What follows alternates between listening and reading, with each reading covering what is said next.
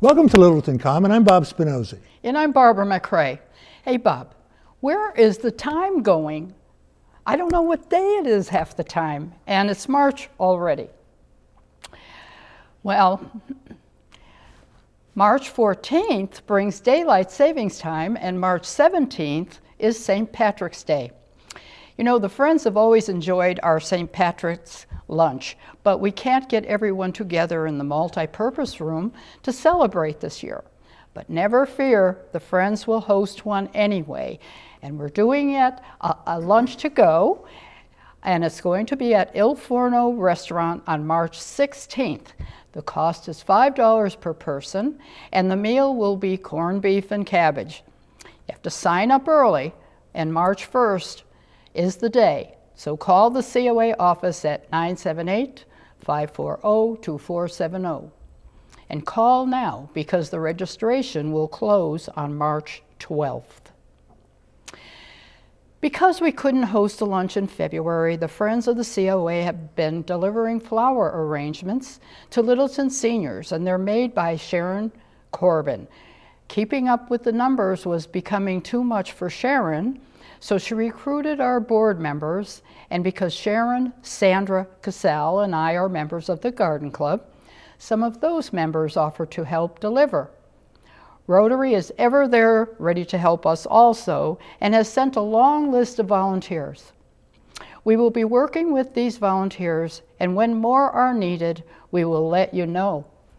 Something I want to mention is that if you are not on our list then it's only because we do not have your phone number. Sharon calls the person receiving the arrangement, so she will know that they are home. In this way, we haven't left you out in the cold, your arrangement out in the cold, on purpose, but need a better phone book of numbers to use.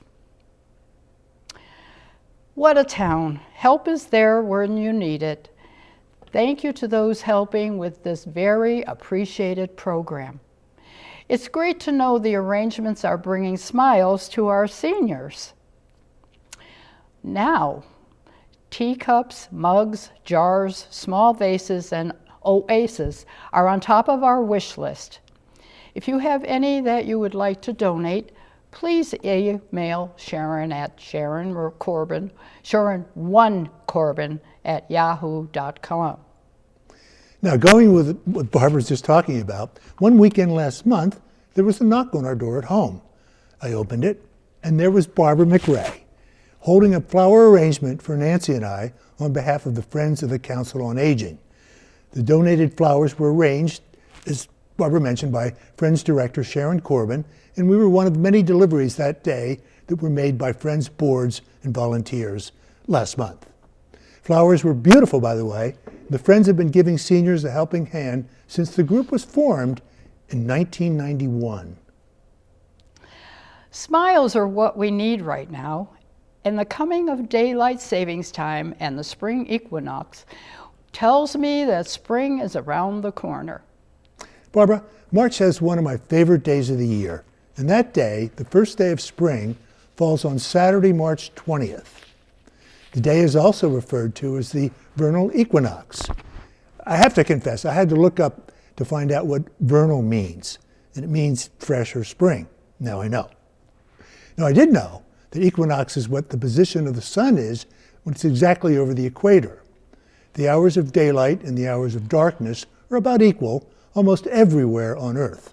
The equinox will come again this year on Wednesday, September 22nd, when we usher in the first day of fall. Now, while we're at it, let's look at 2021's shortest and longest days, known as the summer and winter solstice. Sunday, June 20th, marks the date that the sun reaches its highest point, and on Tuesday, December 21st, the sun is at its lowest. So we have a little ways to go before we reach those 2 days. So those are significant days that we have to look forward to in March. And as the month ends, the next day we all get fooled on April 1st, but also on that day, the Boston Red Sox give us a ray of sunshine as they open the baseball season against the Orioles at Fenway Park. Well, Bob, with or without the equinox or the calendar, I know it's spring when the wash I do is not all dark clothes. Ah, spring, it will be welcome after our snowy February and March, but this is New England, and it's good for winter sports. And what about you, Bob? You travel to Maine a lot, so are you into any of those sports or summer sports? Timely question about Maine. We are leaving right after we tape here, so we're going to stay up for 2 days. Yeah. And I mean, I do my exercising at home, and I follow the sports on television. The football, I don't have the exact dates, but as I recall, the football team is supposed to play football games this spring. All of the football teams in the state, if I'm not mistaken. But you don't ski? No, I've never. I tried it, didn't work. How about you? Yes. Do you? Yeah, I have. In fact, we skied a lot in Colorado when we lived there. Yeah, of course. That was neat. Yeah. So, oh well. But while you are waiting for spring and fresh air, you seniors can find things to do in the broadcaster. Grab and go is the latest way to give people what they need and not be close to someone with the virus. The craft class is one of those programs, and March it's decorating picture frames with gems, jewels, and shells. There will be 20 kits ready on March 10th between 1 and 2 p.m. in front of the library, and the cost is $3. But call the COA office and tell them that you want to be on that list. Anne-Marie Chernovsky, the COA Social Club leader, is getting 20 mystery bags ready for March 8th and 22nd. These are fun packages and can also be picked up in front of the library between 11 a.m. and 12 noon. So please call the COA office again to register for one of the bags. And you know that is 978-540-2470. If you like puzzles, try the new word search section in the broadcaster, and it's on page 5. There is always the Loving Stitches group to join, so call the office to sign up for that. Virtual. When are we able to open the doors again to the COA? And when we are, we will roll out the red carpet and welcome you back, and I can't wait. Indian Hill Music is alive and well and online. You can tune into their presentations by going to the indianhillmusic.org/orchestra. Their latest performance video features the orchestra's co-principal violinist, Amelia Hollander, and Peter Solsky, and they're playing Mozart selections. On the Indian Hill website, you can also enjoy other performances by their musicians and also get to meet them with some excellent interviews. Believe it or not, it will soon be time to think about gardening, and April is the time to start planning a garden. I wonder if the library staff is thinking about what to plant near the new library. Well, the new library is really taking shape right now. Construction started last summer, topping off ceremony was last fall. Where does it stand now? Well, Reuben Hoar Library Director Sam Alvarez is with me here now, so let's hear the latest. Sam, thank you again for being with me. We were here, 3 months ago? Yeah, something like that. Yeah. Okay, I want to talk about the new library in a couple of minutes, but give us a recap on what's been going on at the Reuben Hoar Library. Are there any restrictions that might be lifted coming up? Okay, sure. So for the past few months, we've been doing curbside pickup, so patrons can go online and order their books. But recently, actually last Thursday, we started allowing patrons to come in by appointment only. So you can go online, make an appointment, or you can call the library and ask for an appointment. It's every Tuesday, Thursday, and Saturday. Tuesdays and Thursdays, it's from 3 to 6 p.m. And Saturdays, it's from 10 to 12 in the morning. And patrons can come in, they can browse, they can use a computer. They're only allowed to stay in for an hour, and we have a capacity limit of only 6 patrons per hour. But if patrons want to do that, they are more than welcome to make an appointment. And unfortunately, right now, we're only allowing people over 18 to come into the library. But yeah, as vaccinations continue and things start to change, we'll start lifting more restrictions. But right now, you can come into the library, but it's by appointment only. Okay, so we are starting to see a little bit of light. I use the pickup quite a bit, by the way. Oh, great. And every time I drive to the library, I notice that sign out front, donations. It's almost up to 1 million, isn't it? Yeah, we're getting really close. We're very excited about it. I don't have an exact number for you right now, but we are getting very close to that $1 million mark. Okay. Yeah. All right, let's get to the new one, the new library. All right. Could you give us a status on what's going on, and if there any design changes or anything like that? Sure. So no design changes. Right now, we have laid the foundation, put up the steel framing, laid the concrete floors. We're getting ready to put in the stairs so that people can actually walk up and down the stairs. All the rooms are sort of laid out. I post pictures every once in a while on Facebook, so if you want to see what they're looking like, you can go on Facebook and take a look there. I, along with some of the trustees and other staff, we chose the carpet samples already, what the carpet layout's going to look like, the millwork, the flooring. Yeah, so we're coming along. We think it's going to be completed by September, early September, so they're actually a little early. Originally, they said October. So we think it's going to be September. It's going to take us some time to move in, obviously, from the old library into the new library. So around October, November, I think we can expect that we'll be open in the new library.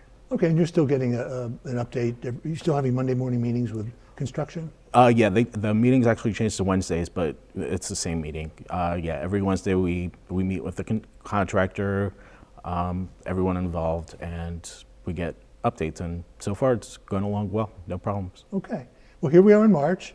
Can we do this again in July? Yeah, sure. That'd be great. Okay, we'll do that. Yeah, no problem. Thanks so much. You're welcome. At the February 8th board meeting, the select board were talking seriously about building a new senior center. Of course, a senior center has been the subject we seniors have dreamt about for many years. I hope there will be plenty of space for all the programs we can plan, like exercise, art, crafts, maybe something for the men and women like a fix-it shop, a pool table, maybe a ballroom for dancing. Thank you to the Select Board for the work they have accomplished and for all to come. How about that? Question. What happened to the pool table that they used to have? Well, no one ever used it. And finally, it just became something that was using up room. And we gave it to a group of boys that live in a home. Yeah. Being put to great use, sure. Yeah, we were happy to do that. Yeah. So, no, but all the other things that you mentioned, it sounds like it's exciting, something that might finally come to fruition. Yeah. Hopefully we'll get something like that. and maybe it'll have a ping pong table on top of it, too. There you go. We should have those things. You're right, if they use it. Well, what's the old saying? April showers bring May flowers. I think that maybe it's time to start thinking about those May flowers and herbs and the other plants we start to grow early. I'm going to start looking at my old farmer's almanac and see what it says. Maybe next month we'll talk more about that. Now I see that Jamie Cruz has a weekly food report on the web. It's worth looking at. She posts what seasonal crops they will have at the farm stand and the farm's hours, and also how to order for easy pickup. So check their website, info@springdalefarms.com. Now, Bill Vales continues in March with his computer classes via Zoom every Thursday from 10:30 a.m. to 12 noon. Classes this month are as follows. On March 4th, it's purchasing a new computer. Then on March 11th, it's using search for general information, images, and YouTube. On March 18th, the class will get into the Internet of Things, their benefit, vulnerabilities, and their risks. March classes conclude on the 25th as Bill presents map applications, Google Maps, Google Earth, historical images, and wetland maps. Now you can sign up for any of these classes by calling the COA at 978-540-2470. Give your name, email address, and before the meeting you'll receive an email with the Zoom link to connect to the class. You probably know, Bob, that my favorite thing is finding junk pieces and making them new again. I like dumps, or now recycling centers, and I visited one in Manitou Springs, Colorado, and also in Nova Scotia, Canada, and others too. So, also picked up items thrown away by the side of the road. I'm thinking of ways to raise money for the Friends of the COA by starting a Trash to Treasure corner on this show. And the items will be repurposed and sold. When the snow is gone and it's warmer, I will start looking for things I can work with. This is one way we might raise money to enrich our funds and help the seniors. We are working on other fundraisers as we speak. So Barbara, how many of these items have you, as you say, repurposed so far? Well, You're up to how many now? during my married life, quite a few, and actually furnished our house with, things from, should I say the dump? And the street, and also, Goodwill and Salvation Army. Once we were traveling through Arizona, and my son and daughter were in the car, and we were going to see something, and I saw a Salvation Army store, and my son said, "Dad, go past, keep going faster because her antennas are up." So the first word that Stephanie said was "gadump." But anyway, I can't tell you how many things, but I have done them in the past year. In fact, we sold a few at the thrift shop we had. And so I think some people are interested in that. Yeah. And I love seeing them brought back to life too. I just can't help it. It's so fun. I know I've done it a very small handful of times in my lifetime, but nothing comes to mind right now. Yeah, so. Yeah. I've got a few things ready right now. I just can't get to them because of the snow, and they're in my she shed. So I'll do it sooner or later when the snow goes down. So just a reminder, don't forget our seniors.